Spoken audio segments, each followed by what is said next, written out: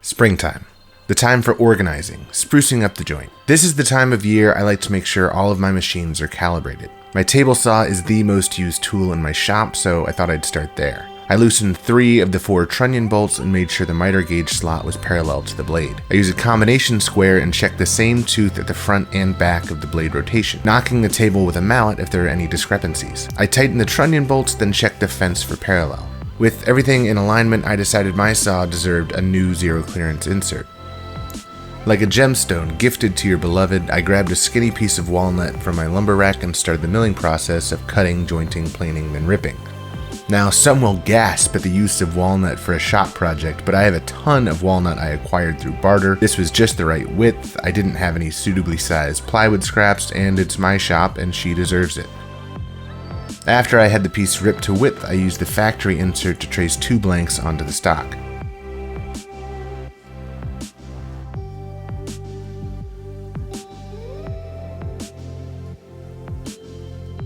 I separated them at the miter saw, then cut just to the outside of my line at the benchtop bandsaw, then cleaned up to my line at the disc sander.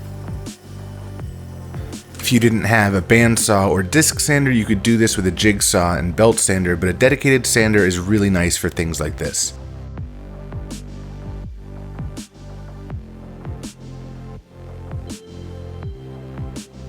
I kept my inserts thicker to keep them somewhat stable, then marked the excess with a pencil. Then marked about where the metal tabs that hold the insert were.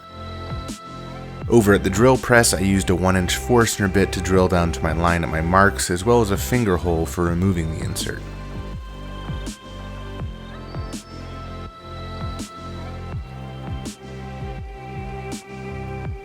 The metal tabs are flared out, so I made some marks, then chopped out the excess with a chisel.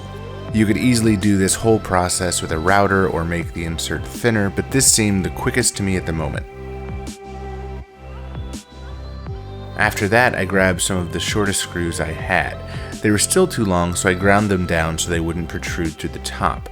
You could find shorter screws or use a hacksaw or angle grinder if you don't have a grinder. Next, I drilled some pilot holes using tape as a depth flag and drove the screws. I wanted to take a little material off the top as well as smooth the surface, so I grabbed my number 4 smoothing plane. You really can't beat the surface off of a sharp iron and a well-tuned plane.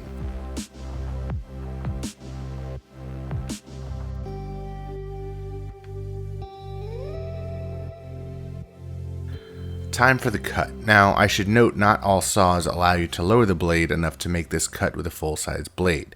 Mine does, so I'm using a 10-inch blade.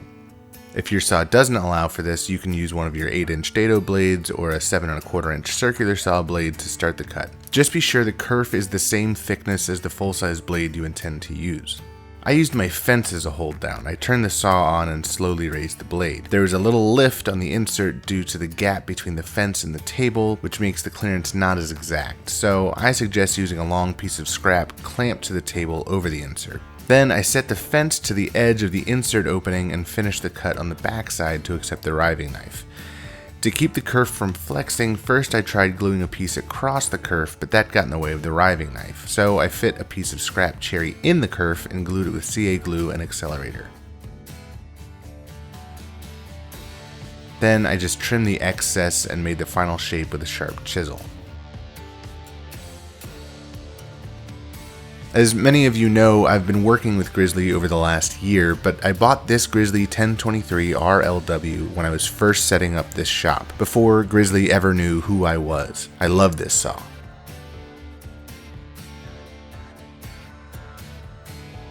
I coated the insert with paste wax, then tested the fit. Here I'm demonstrating the better way to hold down the insert for the initial cut. This video isn't sponsored by Grizzly, but I wanted to remind you that you can get 10% off some of the tools I used in this video, including this table saw, as well as some others using code WALKER10 at checkout. I'll leave a full list in the description. I know it seems silly to dress up a zero clearance insert on a tool with walnut, but I look at this saw every single day, and my skill set continues to expand daily. So I quite like the idea of surrounding myself with nice things that are equally as functional. In any case, if you need a zero clearance insert, I hope this was a good guide. Thanks for watching.